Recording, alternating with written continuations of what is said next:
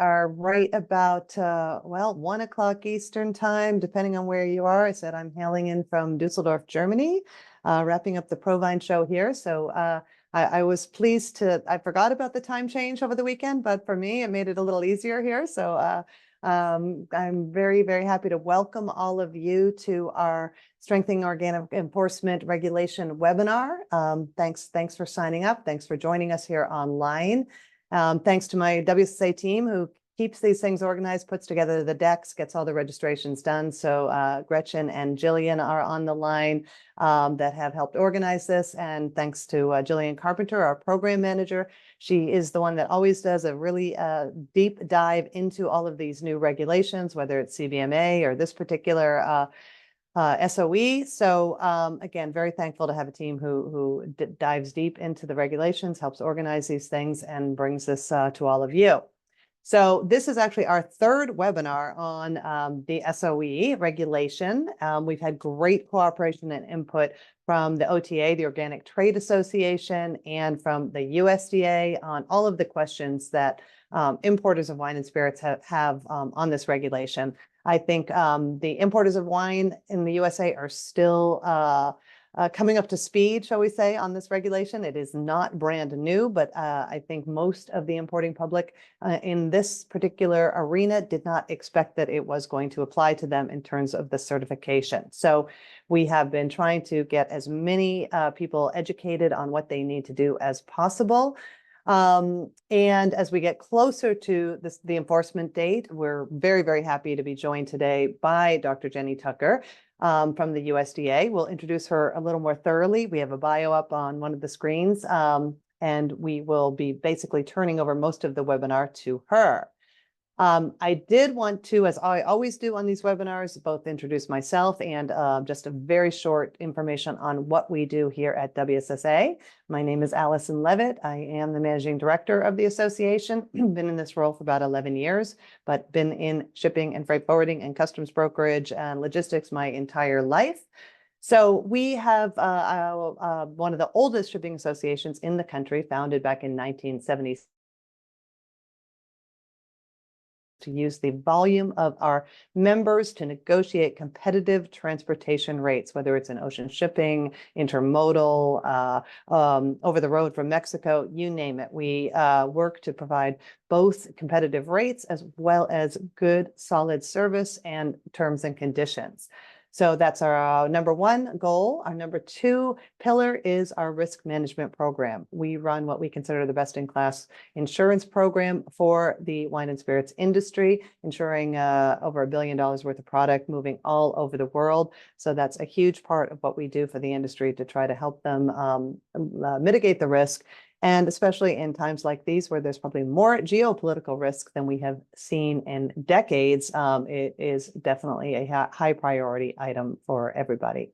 The third pillar is our education, advocacy, and intel that we share for the industry. We want to provide the best possible landscape for everyone to understand what is going on in the logistics and regulatory sphere. We work closely with other associations, whether it is DISCUS, WSWA, NABI, the Agriculture Transport Coalition, Coalition of New England Companies for Trade, you name it. We are going to collaborate with other associations to try to bring you the best information possible.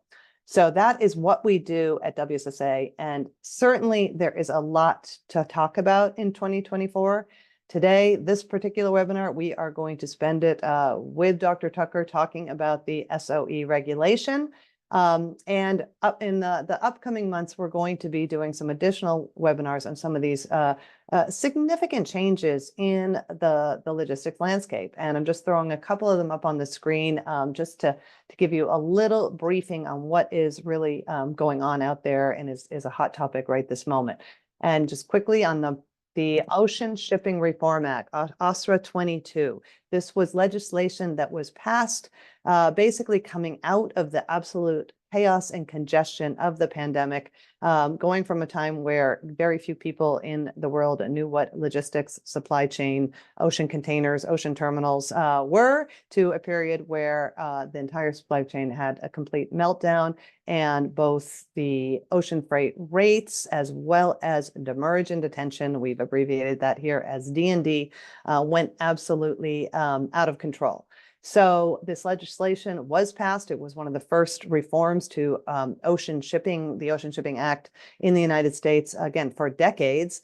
And one of the things that the legislators needed to work on through the Federal Maritime Commission was ruling on how demurrage and detention would be handled in the United States. So after about many months of putting out an NPRM, a request for rulemaking and feedback, a lot of feedback came in on the particular D&D ruling. It has finally been published. It's very much hot off the press just a couple of weeks ago. And we're all kind of sorting through the 115-page memo on this rule. For everyone out there in the import or export community, there's a couple key takeaways. We put out a little bit of information, but we will be doing a webinar to really get into the details on it. But bottom line, there are changes in who can be billed for demurrage and detention by ocean carriers and MTOs, marine terminal operators. And those changes basically eliminate billing to customs brokers and truckers. So that's a fairly significant change in the process for ocean carriers and terminals.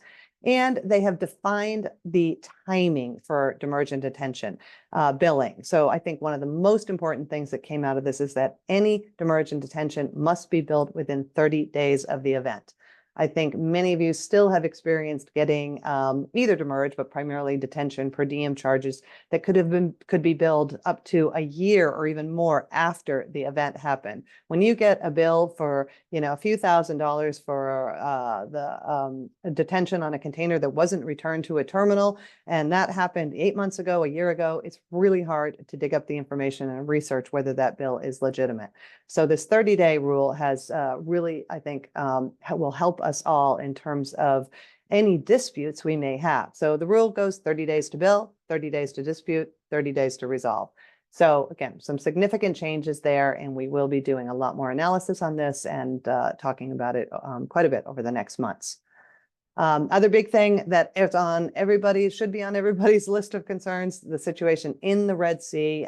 Certainly, I think as we were getting into the end of 2023 and even throughout 2023, we saw the supply chain congestion completely ease up. We saw rates normalize.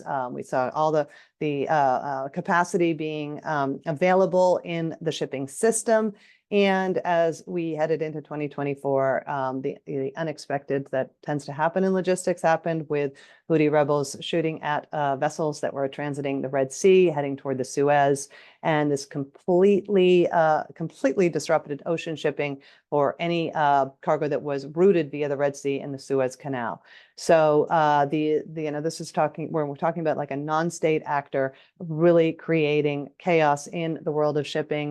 That is what happened. All of the vessels that are container vessels, not every single vessel out there, but container ships are 99% avoiding the Suez Canal and transiting around the Cape of Good Hope, adding a significant transit time to the overall flow of cargo and potentially disrupting the overall supply chains as equipment may not be where it needs to be at the right time. There is a lot of capacity in the shipping system right now, so we are getting through this disruption, this rerouting without huge problems. But it certainly speaks to how quickly things can change in logistics, and we'll be keeping everyone updated about the impact of those disruptions. We don't know how long that's going to last. We don't know if there is a ceasefire or the end of the violence in Gaza, whether this violence by the Houthis will stop. So a lot of variables there. Ocean Shipping Alliance, I'm not going to get into details here, but there are some fairly seismic shifts in how the ocean carriers are cooperating, and quite a bit of disruption going on there. We will see some changes in schedules. We'll see some changes in how the carriers are approaching port calls, and one of the major new collaborations is talking more about a hub and spoke system. So a lot going on there. And that's going to be rolling out in early 2025. So we have quite a bit of time to be talking about that and reviewing what's happening. Didn't even put on here the potential for a labor strike on the East Coast, but the International Longshoremen's contract is up at the end of September. There's a lot of, I would say, saber rattling going on, a lot of talk. They certainly want what labor got on the West Coast, if not more. They will be certainly putting a lot of demands on the increases in all areas of what they want for pay, benefits, et cetera. But I will say on the East Coast, we rarely have disruption. They are extremely proud of keeping the all of the port operations running smoothly, and the expectation is that they will reach an agreement, and they probably will get a lot of what they want. The ocean carriers and terminals still have a nice treasure chest from all of the money they made during the COVID crisis of congestion and high rates. So that's kind of for us the other disruptor that's out there. So that's just kind of giving you a landscape of what is upcoming, things we will be working on, things we'll be talking about, and sending out information and running webinars. So to get to the meat of what we want to talk about today, as I said, we're very happy to have Dr. Jennifer Tucker. She is the USDA Deputy Administrator of AMS and NOP. Now that's a big acronym out there at the end of a title. But again, I think bottom line, Jenny is responsible for the leadership of this program, really running the National Organic Program, as you see here, accreditation of third-party organic certifiers, compliance and enforcement, something we are very interested in talking about today, and making sure everyone here in the import community is clear on what they need to do. Dr. Tucker is highly educated, as you can see here, with multiple degrees and ending up with a PhD from Virginia. So again, we are very pleased to have you here. You've been doing a lot of webinars. I know how many requests that you probably receive on a daily basis. So we are very happy to turn it over to you. I can stop sharing, and if you want to jump in and share your PowerPoint, thank you so much. All right. Thank you. Thank you for the great introduction. Thank you for having me. It was fascinating listening to your overview there of all the different things that are facing this community. So I appreciate your taking the time to talk with me. I am sharing my PowerPoint. I'm going to keep it in the mode it's in rather than presentation mode, because if I put it in presentation mode, I'm no longer going to be able to see the Q&A. And I do like to hit Q&A when possible during the presentation. In fact, the very first question I think we're going to address in the first few slides here.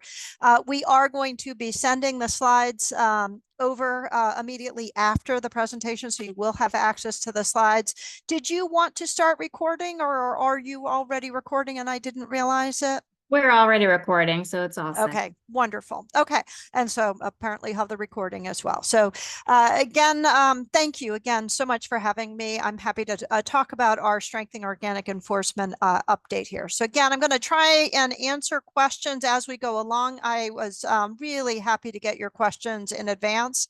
That's always helpful in being able to fold in where it's appropriate. But if I miss one, we'll hit it at the end. And again, I'll try and pick them up as they come in through Q&A, which I have active on my screen.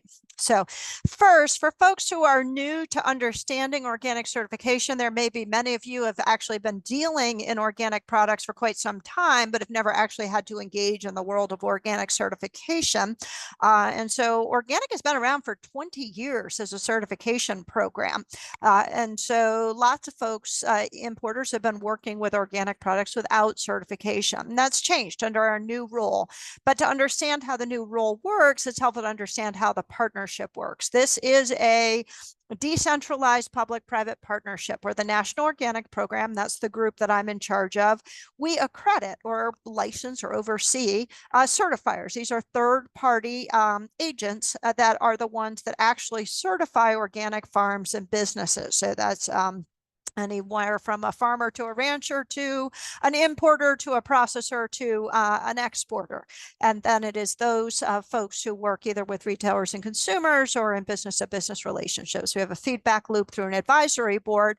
We also have organic trade partners. So because I know we're talking about the wine community often here, this is particularly important for this audience because I know many of you will tend to be importing products that might be certified under another government organic scheme, like, for example, the European Union. Lots of grapes and wine made in Italy, France, other countries that are coming to the United States. So our relationship with our trade partners is an important part of this conversation because each of those trade partners also have certifiers, their own certifiers. And some of their certifiers are also our certifiers, but they are different schemes, and it plays out in how this program is administered.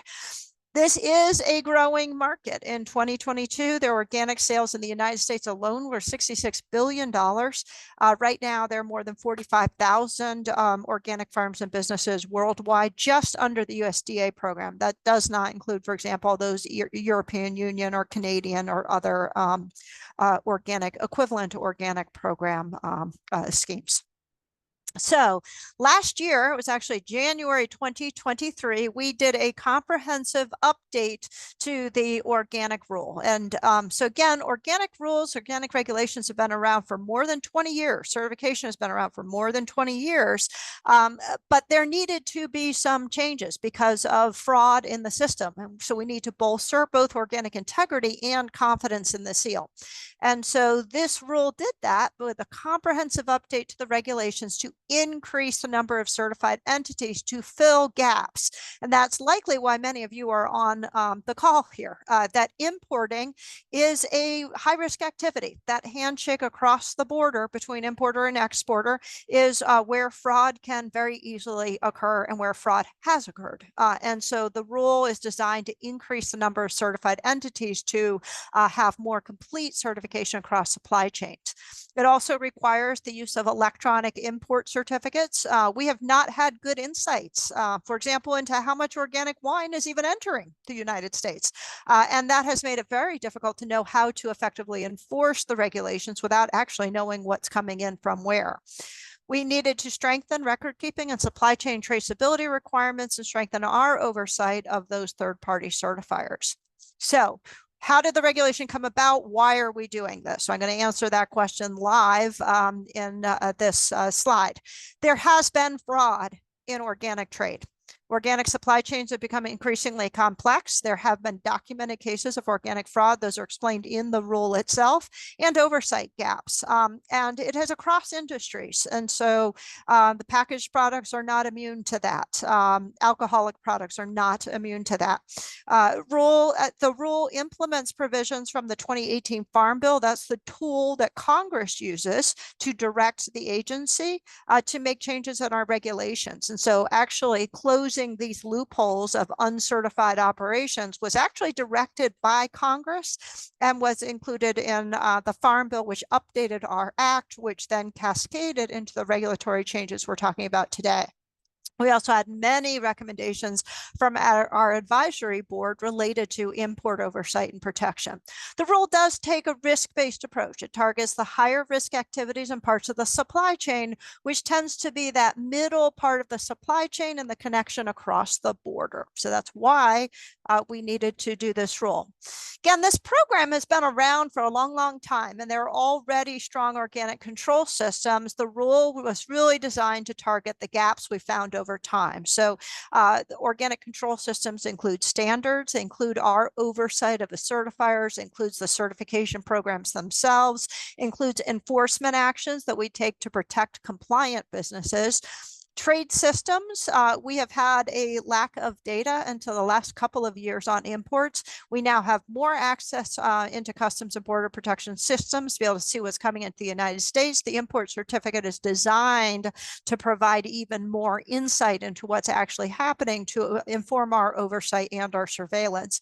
And then finally, our international trade arrangements are designed to both facilitate global growth, the fact that you're able to bring in EU wine without getting another certification is actually thanks to the trade arrangement that we have with the EU, but it's also very, very important to use those trade arrangements to both to also protect the market from fraud. So who does strengthening organic enforcement affect? If you're working in organic trade, it affects you. So it affects our certifiers, it affects inspectors, commodity brokers and traders, exporters to the US, and importers who are not certified organic. All of them need to get certified under this rule. Again, that was directed by Congress in the face of import from oversight challenges and fraud. It also affects producers. So folks who are growing these commodities, processors who are creating, for example, the wine, and consumers. This is where I'll drop in an answer to a question that came out in advance. There was a question about wine that is made with, they're called made with products, so made with organic grapes. Made with products do need to be certified, and therefore they are covered by this rule. So if you are doing a made with product that is certified, you are covered from this rule. Oh, wrong way. Okay, so here is a overview of the key provisions of the rule. Again, reducing the types of uncertified entities, requiring NOP import certificate, clarifying authority to oversee certification activities. And so the rule requires that operations improve record keeping and fraud prevention procedures, conduct supply chain audits, all sorts of other activities the certified operations need to do. But there are also a number of requirements for certifiers in terms of how to manage organic certificates, inspector qualifications, unannounced inspections, mass balance audits, and other traceability exercises. There are a number of other provisions related to grower groups and how we do those equivalents, those trade arrangements with other governments. So. Okay, I see the questions coming in. I am going to be answering as they go through them. I know one question is, how do we get the NOP import certificate? We have a whole section on that coming up, so I promise we'll get there. I'll also talk about the risk that we're talking about here. There are specific labeling requirements. If organic is on what's on the principal display panel, you do need certification. In fact, that's true now. That's been true for the last 20 years. And so if you are selling wine that has organic on a principal display label, so made with product or an organic wine, it needs to be certified, and that is not new. So, okay, let's talk about applicability and exemptions. And so more types of businesses in the supply chain must be certified organic. So this includes businesses engaged in buying, selling, or negotiating the sale of organic products, such as commodity brokers, traders, importers to the United States, and importers into the United States, and exporters to the United States. So all of them are covered under this rule. And so the rule expands the types of operations that must be certified. Any operation that produces or handles must be certified. And handle includes trading, exporting, importing, and facilitating the trade or sale of an organic product. And so that does mean that some supply chain intermediaries that did not previously require certification, such as traders, brokers, or importers, must become certified. These are not exempt activities. So the question is, well, why? For you, that feels low risk. For us, it isn't. That's where fraud happens, is at that handshake across the border, that you are accepting product from another country where somebody could easily, without certification, slap that organic label onto the bottle, ship it to you, and call it a day. And unfortunately, we have seen fraud in this space, where consumer goods are coming in with an organic seal from an operation, for example, who is suspended, who got kicked out of the program and is still sending product to the United States, or was never certified in the first place, didn't know that the organic seal, had to be certified, and are just using it. We have trademark protections now with Customs and Border Protection, and they have stopped multiple shipments over the last year, thousands and thousands of dollars that were not certified, that were fraudulent products coming into the United States. So we really need that accountability across the border for that handshake. We need an importer associated with an exporter to the United States so that we can quickly trace product from the shelf at the grocery store all the way back to that grape on the vine. That's the promise of organic, and organic carries a price premium because of that table back to farm traceability. It's one of the primary elements of organic, that those grapes were produced using a certain production practices that emphasize natural cyclical biodiversity practices, water health, soil health. If I can't trace that grape back to the farm, then I cannot guarantee the consumer those attributes that they are paying extra from. And so that traceability does require more intermediaries across the supply chain. So it may feel low risk to you, but it's actually high risk. That importing activity of organic product given fraud, it's a true risk that we all have to manage as an industry. There are limited exemptions for some very low risk businesses. So operation with annual organic sales less than 5,000. So if you're bringing in less than $5,000 worth of organic wine in a year, then you may be exempt.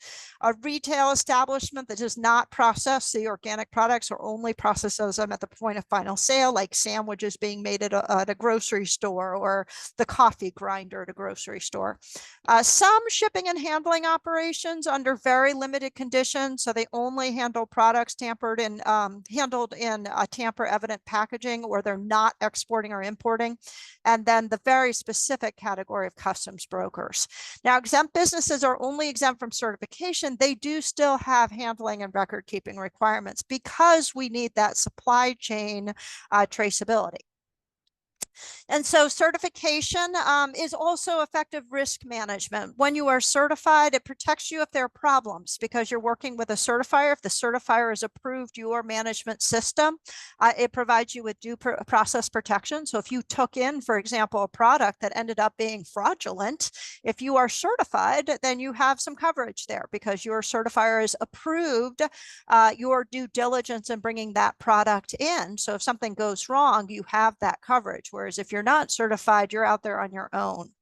Ultimately, uncertified operations under the rule do still need to comply and provide records. Having a certifier helps navigate that process.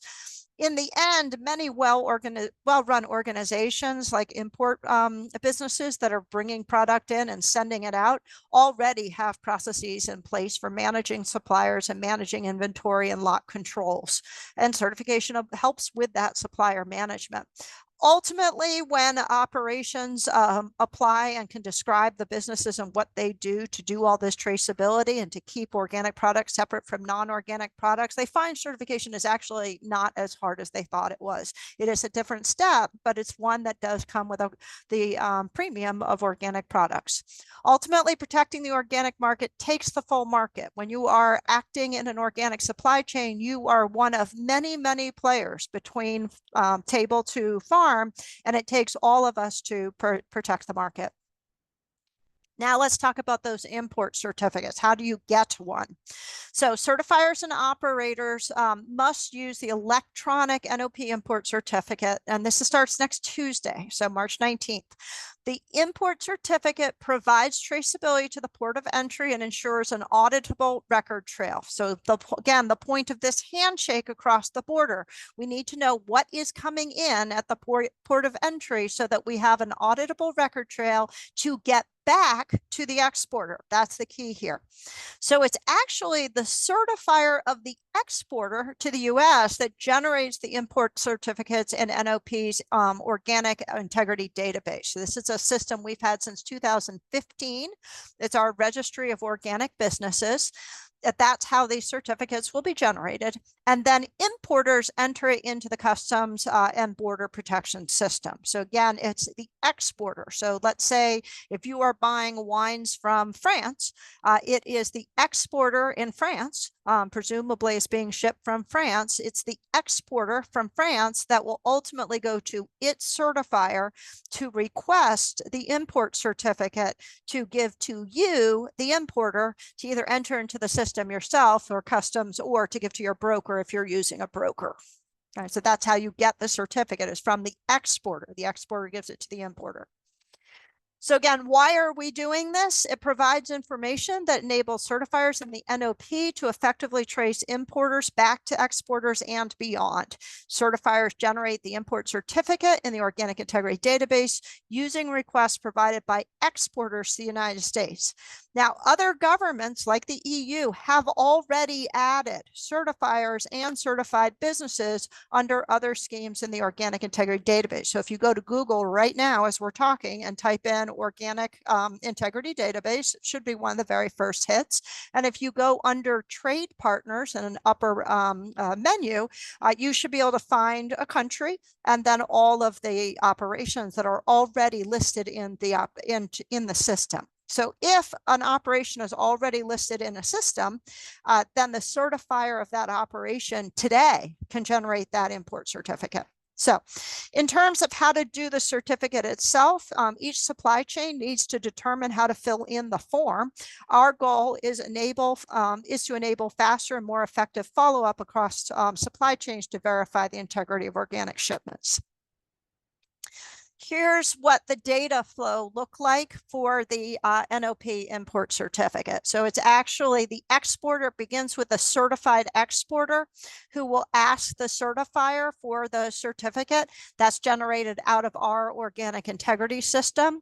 That electronic import certificate is then provided to the U.S. importer or customs broker. The data goes into ACE, that's the Automated Commercial Environment, Customs and Border Protection, and is also fed to us at the National Organic Program so we can do surveillance to make sure that the information that got entered into the customs system is the same that was originally generated from our system. So the authorization of that import ended up being on the back end equivalent. Okay. So the rule implementation date of March 19th marks the date on which departing exports, the U.S. must have an approved import certificate. It is understood that products will have been shipped from the exporter before the full implementation date. So there may be boatloads of wine leaving today, tomorrow, Friday, that don't have an import certificate. And that's fine. We understand it'll arrive in the United States after the date of the rule, but it is departures as of the implementation date of next Tuesday that must have the import certificate. Now, the import certificate may be on I want to go back to this, a shipment. It may actually cover single or multiple shipments or a time period. This is a question that came in advance as well. And in fact, if the certifier of your exporter can validate that, okay, these 6 months of wine that are going to be exported, that we can verify that that product is truly organic, it's been fully authenticated under the control system, you could have one import certificate to cover 6 months of product. In fact, you could have, I believe it's up to 18 months. So one question was, well, why can't it be up to 3 years? That's what the EU does. Well, we're different from the EU.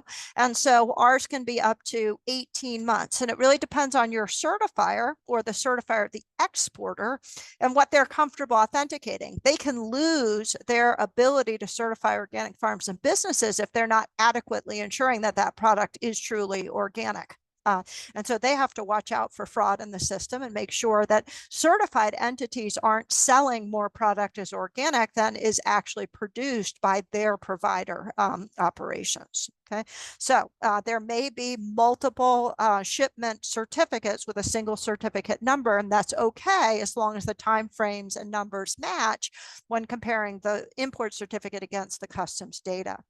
Again, you need to consult with your supply chain of who goes into what forms. I want to show you where we are. We understand that some people are learning about this rule late.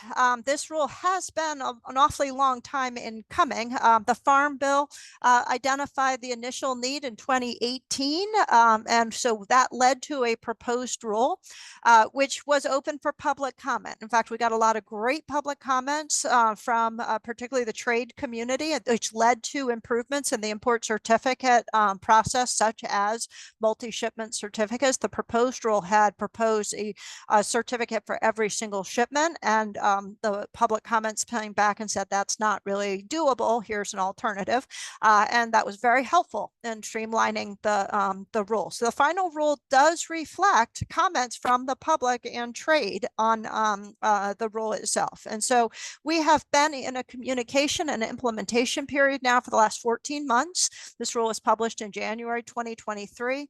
And then next week, we'll start moving into our enforcement period. So let's turn to what that looks like. Implementation activities. We have been doing a lot of outreach to different groups. So new and existing players focusing on certification, import certificates. I think we started getting questions from wine importers actually probably about 7 or 8 months ago is when I started to get those emails in. And so I think the word certainly has been spreading on this rule.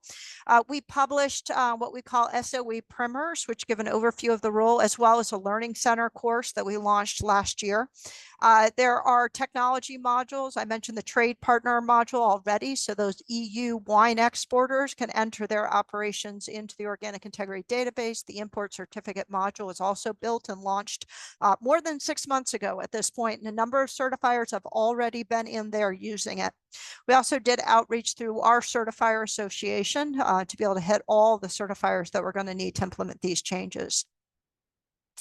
So what are our initial priorities next week when the rule goes fully implemented? We will be reviewing certifier control systems for updates. So for example, how are our certifiers issuing NOP import certificates? Have they updated other aspects of their control systems to be compliant with the rule?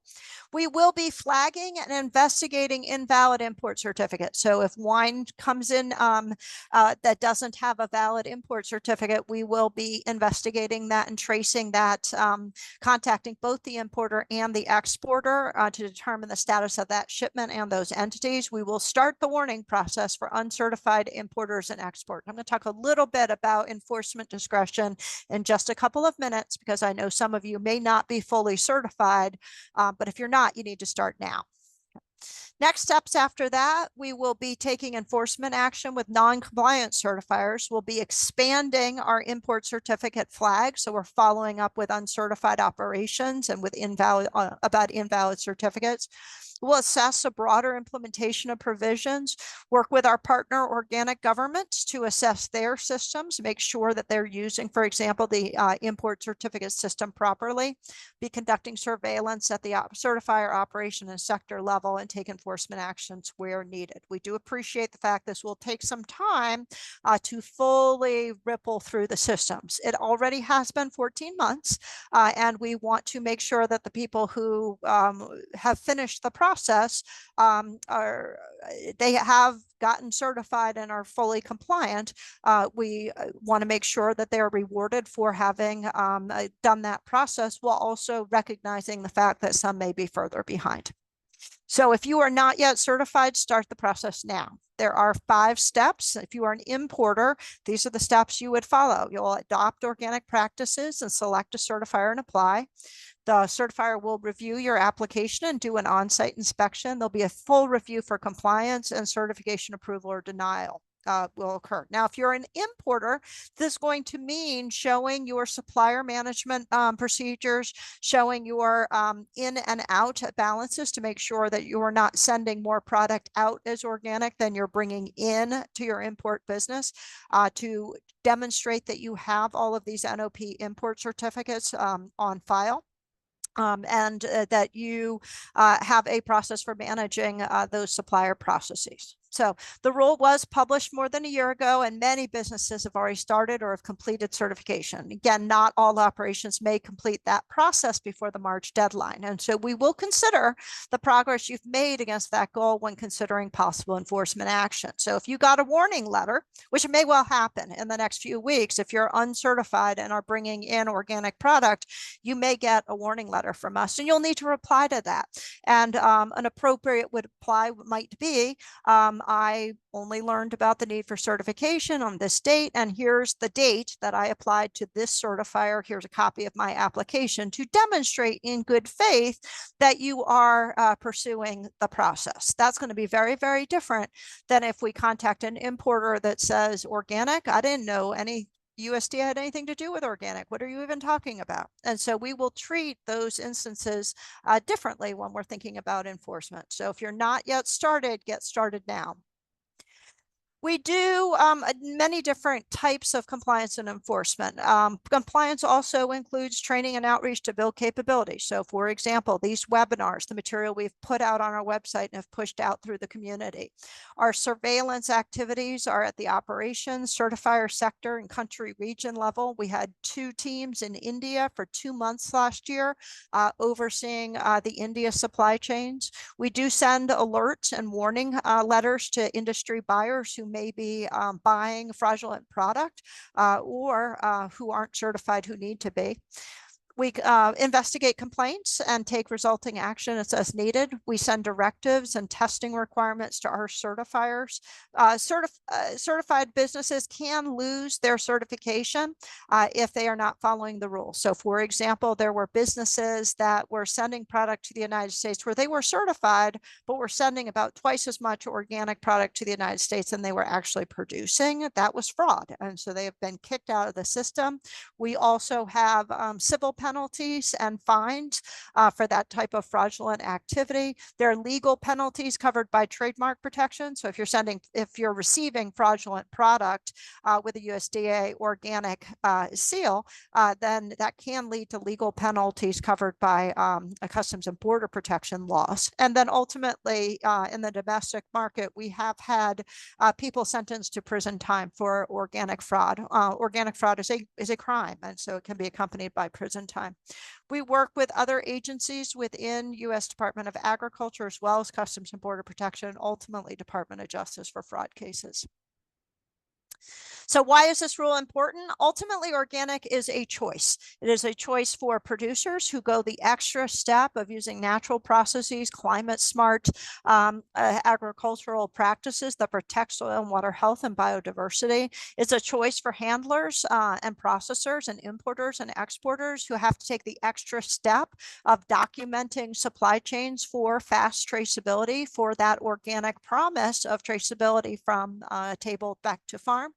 It's ultimately a choice for consumers who are often paying a lot extra money for those organic products. So if you're going to choose to stay in the organic market, you are part of a broader system, and we all play a role in protecting that seal. So that covers the main topics. I think we may have hit some of the questions as I was talking here, but I'd like to sort of turn to the questions and see if we can address more of those as we're going along. So Allison, do you want me to just sort of self-manage through the list, or did you want to facilitate that process? I think you are excellent at self-managing through the list because you have been answering some things as you've gone along. I think a couple quick things that we have been told and working with as people have been getting certified. It is said it's not that hard. There is a lot of paperwork involved, but you don't have to say everything together to start the process. I think that's one of the things. You just got to get started, start gathering the paperwork, and work. I think the other thing is to work with a certifier who has experience in the wine and spirits industry. So we certainly, we don't necessarily want to recommend anyone, but we do know of ones that are experienced in this field, and also are in have people in the location to do site visits. So I think that's important. I think that one of the other questions, and I don't see it on here, so I'm just going to throw it out there. It has come up in previous updates, whether you can put multiple products, shall we say if you're importing a red wine, a white wine, a rosé, a sparkling wine, from the same producer, can they all be on one NOP? And maybe that also can connect to, I think there's a question on, we'll start with when you're talking about an electric NOP certificate. So maybe just if you could address those two Sure. things first and then start running through. Yeah, I do want to amplify your statement that some certifiers have actually chosen to specialize in this because there are so many wine importers.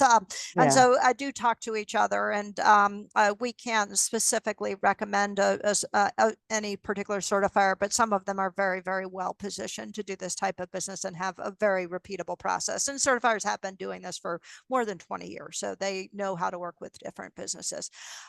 So in terms of the electronic import certificate, the electronic certificate is run out of our organic integrity database. And I might just share my screen in a second and just show folks where that is.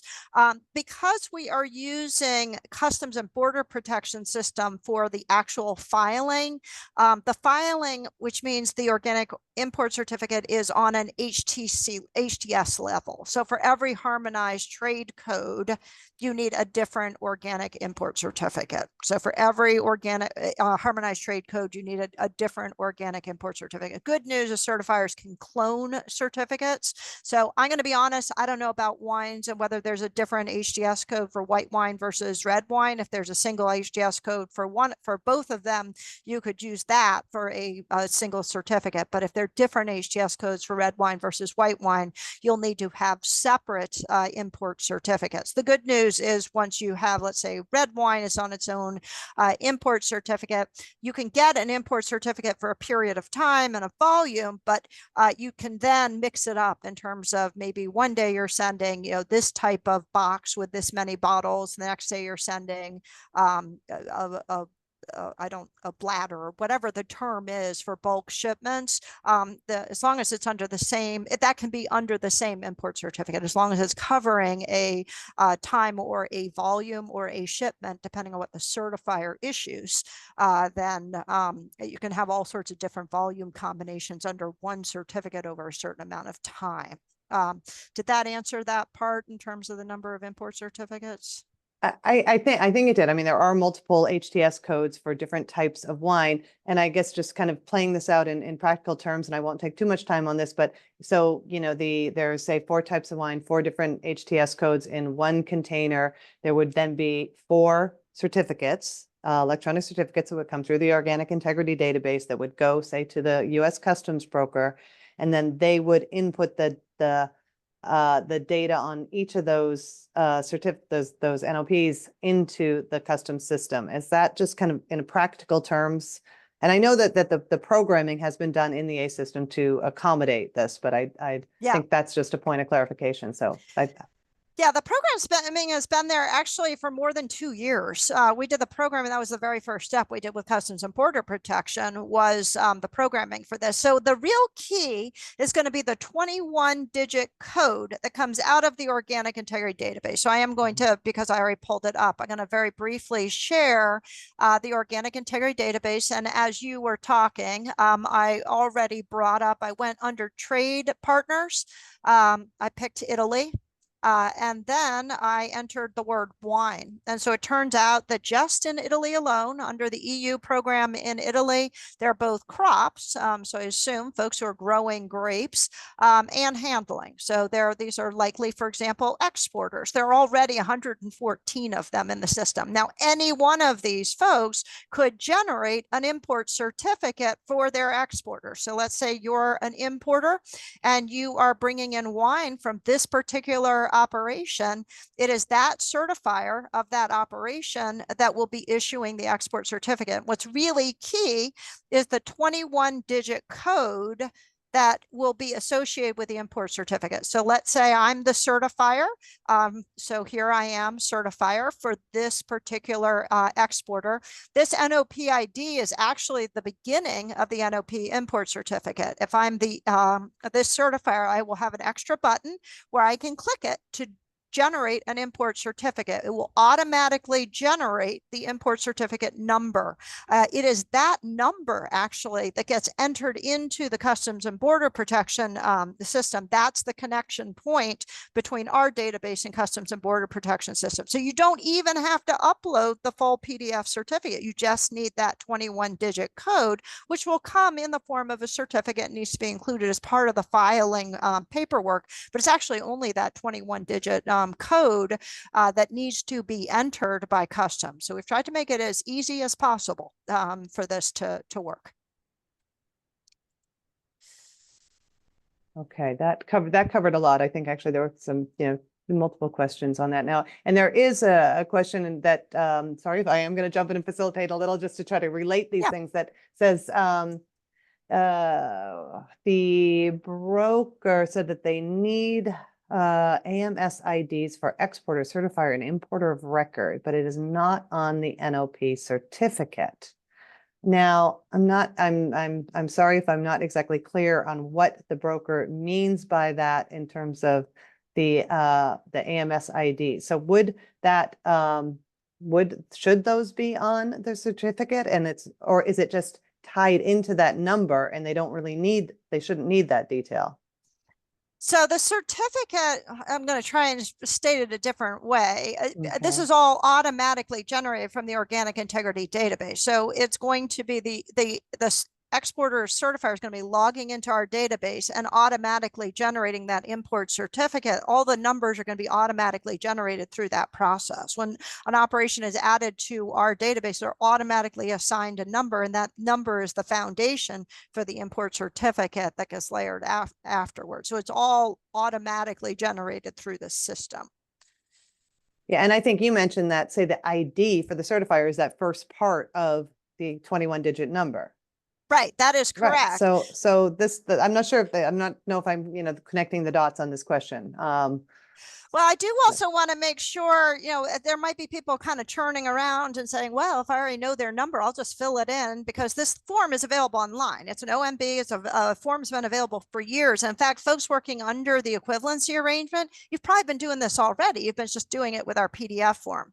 The big difference is next week, it has to be electronically generated. So you can't just make up the number based on, ooh, I know what their NOP ID is, so I'll just fill in an import number and see if I can push it through. That will not work, because we'll be getting data from Customs and Border Protection, relating it back to our system. If there's a mismatch, you'll be getting a warning letter. So it's very important that all the numbers get generated out of our system by the certifier of that exporter. That's the key. I think you'd answered quite a few of the questions in terms of, say, the made with organic. There is a question indicated, if the wine is made with organic grapes, but we remove the made with organic grapes language and just put organic grapes as ingredients on the back label.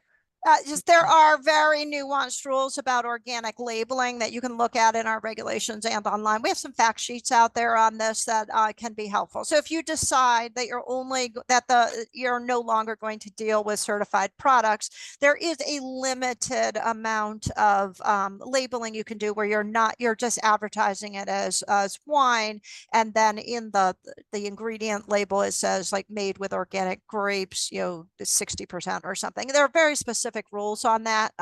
So you could do that. You could also take off the organic label and simply label it as conventional product. If you're using the word organic or using our seal or using USDA, it must be certified. And so there are folks who are deciding to just go into the conventional market, that they're not going to deal in organic product anymore. There are others I think are going to really seize the fact that there may in fact be some consolidation here and end up becoming specialty producers, especially handlers. We did predict in the rule that there would be some level of exporters and importers that would exit the organic market because their business just wasn't high enough to justify the cost. Got it. Yeah. Again, jumping around a little, there's a question: is the exporter the wine producer, or is it their certifier in their country? Well, it depends on the supply chain. I'll give a couple of examples. The wine producer is exporting directly. So they're the ones who are, boxing and shipping to the United States. They're the exporter. So it's not the certifier that is the exporter, it's the handler. So if it's for example, a very large operation, I suppose they may be doing their own processing, packing, and shipping, or it may be, there is some handling, processing business where everyone is sending their grapes to this centralized processing facility. Is they're the ones that are creating, kind of putting the wine in the bottle, putting the bottles in the box, or it could be that there is a consolidator that's taking all the wine bottles, shipping it the bottles to somebody else who's putting in the boxes and then exporting it. So it can be any number. It's supposed to be the final exporter is the one that's responsible for the import certificate. We want that handshake to be as close as possible to each other. So it could be that actually there are 3 or 4 entities. So for example, when I brought up that organic integrity database, you saw there was only a crops producer. They're not going to be the exporter, right? You need to be a handler to be an exporter. So there may be 3 or 4 people in that entities in the supply chain before you get to the exporter that's actually responsible for the import certificate. I think that's super helpful because that question has come up a few times in terms of that definition. So when I think, I think about the New Zealand market where, there's a few different bottlers that just bring in almost all of the liquid, shall we say, and bottle and handle it. So, and that's what's interesting is that is kind of the opposite of what we do with, say, Craft Beverage Modernization Act, which is another key element of the wine and spirits import process, where the producer is the producer and not necessarily the bottler or handler. So yeah, here we're yeah. interested in the entity that is responsible for exporting that product, whoever that may be. Another related question is, how do exporters become listed in the Organic Integrity Database? It is their certifier that lists them. So we've worked very closely with other trade partners to list all the certifiers in the system. It is those certifiers who need to list their certified exporters. So if you have an exporter that's not yet listed in the Organic Integrity Database, that exporter needs to go to its certifier and say, hey, I need to get listed in the Organic Integrity Database so that you can give me an import certificate. Now, we've had a number of webinars with all of these exporting certifiers, the folks who are overseeing these exporters. They should be pretty much ready to go. And again, under equivalence arrangements, this was supposed to be happening anyway with PDF forms. We're simply moving it online. The electronic import certificate needs to be generated out of the Organic Integrity Database. So it says, is a PDF file acceptable? It's acceptable if it's an export out of our database. It is not acceptable if it is filled in outside the Organic Integrity Database system. Super helpful. I'm scrolling down on packaging. As an importer of final consumer packaging, other than customs identification compliance, what's the risk exposure for me to maintain the integrity of a final consumer package?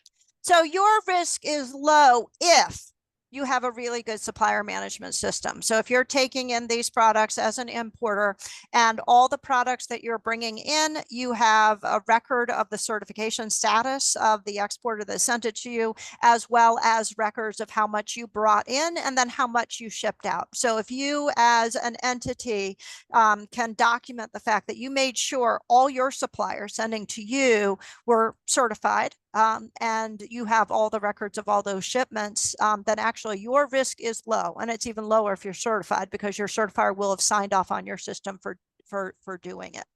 Yeah.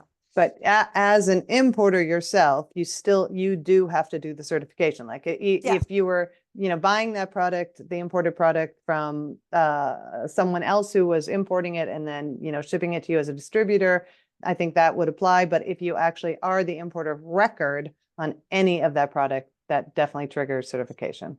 Yes, we need a point of accountability here in the United States that is certified. In fact, that's been a big problem, is when we have found that an export to the United States may have been fraudulent. It's been very hard to find who is the point of accountability. And so that's why we need the importer to be certified, is for that point of accountability and that aggregated collection of suppliers so that we can quickly trace back. Otherwise, it's very hard to know or to have any kind of touch point, because the importer is, while your risk can be low if you're managing it well, it can also be high if you're not. And so it protects you to be certified. There was a question too on, shall we say, the waiver period. You mentioned that you will be sending out warning letters. There will be some time to bring this into compliance. Is there any definitive end date for when, there will be some leniency, shall we say? Yeah, I mean, I would say the official end date was next Tuesday. So any leniency beyond that. That said, we understand the fact that it can take, a few weeks to a few months to get through the certification process. We will be following up. So if you tell us that you have applied with a certifier, you will go on our watch list, and then periodically, every couple of weeks, we're going to take a look to see if you became certified. And so it will be a little bit, we can't give an exact time frame. If you apply today, it could be spring before you're fully certified. So you will be on our surveillance list, and we'll need to reply to some letters from USDA. Your other option is, in the meantime, to find an importer that has gone through the certification process. And I don't know what those partnerships or outsourcing might look like, but use a certified importer until you complete the process yourself. I know that gets a little dicey with competition, but it is certainly the safest way of doing it, given that officially you're not compliant. Yeah. And with permitting and labels for wine and spirits, it's pretty complicated. Yep. Now, and you mentioned like that you actually could have your certification pulled if you're not in compliance, but would there also potentially be monetary penalties? Yeah. Or would it be more if there's true fraud found? I'm assuming there's kind of levels of penalties. Yeah, there are different levels of civil penalties. And so one of actually our most common enforcement actions is businesses that are selling us organic without certification. And we do have a due process there where you can demonstrate to us, I am trying, I am working on it. And if you show good faith in doing that, then you're not going to get a fine. If, however, after a certain amount of time, it becomes really clear that you're not going to get certified, or you were denied certification because you didn't have a compliant system, or for people who are just sort of flagrantly, I'm not getting certified, we will advance that to official cease and desist orders and civil penalties.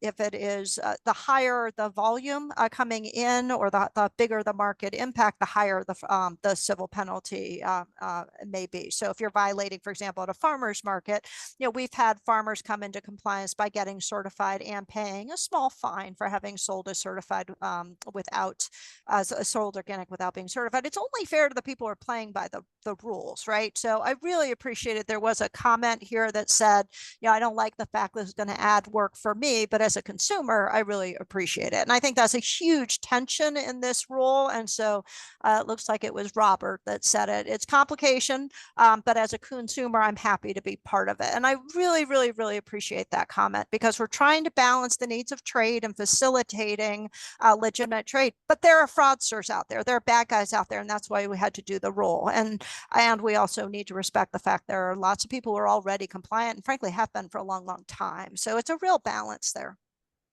And I know we're getting to the end of the hour. Do you have a few more minutes for just a couple more questions? Or yeah, I can take a couple of more questions. It looks like we're making our way through this well, but I can go for a few more minutes. There was a specific question about HTS codes.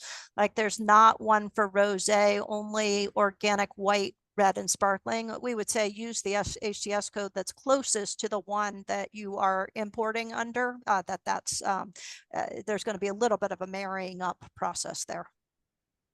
I think there's a couple more labeling questions. There's a question if the wine is labeled ICEA organic, it would not require certification. I think what you have said is if it says organic anywhere on that front label or mentions label, you have to be certified. So yes, it doesn't matter if it's USDA or anyone else. Yeah, that's correct. Okay. And there's a question also on the certifying agencies in other countries who may not be listed as certifiers in the Organic Integrity Database. So my impression would be they have to be listed to qualify. Would that be correct? That's correct. And so again, our trade partners were told about this more than 6 months ago. We've been having webinars with them. So if you go to the trade partner part of the Organic Integrity Database, you will see that most countries do have certifiers and exporters listed now. If your exporter or exporter certifier is not listed, you want to up those conversations because you really do need that import certificate. And the compliance requirements for storage of wine, again, depending on what we've been looking at, and I think Dr. Turco would verify this. If you are just storing wine and not handling it, you may be eligible for that exemption, but it doesn't mean you don't have to comply with record keeping and complete the affidavit that the certifier would be providing. I think that if you store wine, as say you're a distributor and you have your own warehouse and you're storing wine, then I think the certification would apply. I've had, so I'd love to hear the clarification on that. Yeah, I want to be very, very careful with that. And the rule, this is where the rule is your friend. There's a whole section in there on storage, and it explains examples of when you need to be certified or not certified. And so you really want to take a look at what the rule there says, because it could be, we like to talk about verbs. And so it really depends on what's happening in that storage area. If you're recombining loads, or you're taking a huge bladder and splitting it into bottles, that's really different than I'm only taking packaged sealed products in, only sending them out. And I'm not an importer, I'm not an exporter, where those are different certified entities. It's a little bit different. I do want to go back to that ICIEA question, because I want to make sure, especially since it's being recorded, that we're really, really clear here. We're not just talking about the USDA organic label. We're also talking about if you're an EU organic product, if it's being sold as organic in the United States. I think ICEA, for example, is a certifier, maybe a certifier under the EU scheme. That actually, if it is unless ICA is standing for something else, if it has organic, as you said, Allison, on that main display panel, it's got to be certified. Yeah. Okay, I think we have hit most of the questions. I'm scanning through, which I'm sure you're doing too. If there's anything you see that you want to latch definitely onto. not handwritten. They have to have to be generated out of the organic integrity database. Yeah. Yep, I saw that one, and I feel like we said it has to be electronic a few times. So good to clarify. Yeah, you answered the question about storage. Yeah.